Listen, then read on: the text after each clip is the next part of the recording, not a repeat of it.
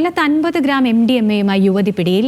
ഇടവട്ടം സ്വദേശിനി അനില രവീന്ദ്രനാണ് പിടിയിലായത്. ബംഗളൂരുവിൽ നിന്ന് കാറിൽ വരുമ്പോഴാണ് പോലീസ് പിടികൂടിയത്. വിവരങ്ങളുമായി ഷമീർ ചേരുന്നു. ഷമീർ, എപ്പോഴായിരുന്നു യുവതി പിടികൂടിയത്? സിറ്റി ഡാൻസ് ടീമും ശക്തികുളങ്ങര പോലീസും സംയുക്തമായി നടത്തിയ റെയ്ഡിലാണ് അനിലയെ പിടികൂടിയത്. യുവതി നേരത്തെയും MDMA കേസിലെ പ്രതിയാണ്.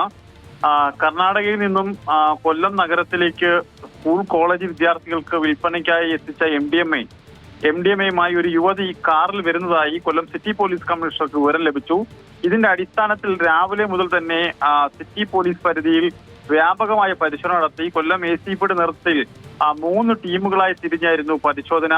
വൈകിട്ടോടുകൂടി നീണ്ടകര പാലത്തിന് സമീപം വെച്ച് ഈ കാർ കാണപ്പെട്ടു. പക്ഷേ ഈ പോലീസ് നിർത്താൻ ആവശ്യപ്പെട്ടെങ്കിലും യുവതി ഈ കാറുമായി മുന്നോട്ട് പോയി. പിന്നീട് ആൽത്തറമൂട് ശക്തികുളങ്ങര പോലീസ് സ്റ്റേഷൻ പരിധിയിൽ വെച്ചാണ് പോലീസ് ഈ വാഹനം പിടികൂടിയത്. ഈ വാഹനത്തിൽ നടത്തിയ പരിശോധനയിൽ കാറിൽ ഒളിപ്പിച്ച നിലയിലാണ് MDMA കണ്ടെത്തിയത്. എന്തായാലും ഇവരെ ഇപ്പോൾ ശക്തികുളങ്ങര പോലീസ് സ്റ്റേഷനിലേക്ക് മാറ്റിയിട്ടുണ്ട്. ഇവർ നേരത്തെയും MDMA കടത്തിയ കേസിലെ പ്രതിയാണ്. ഷമീറാണ് വിവരങ്ങൾ നൽകിയത്.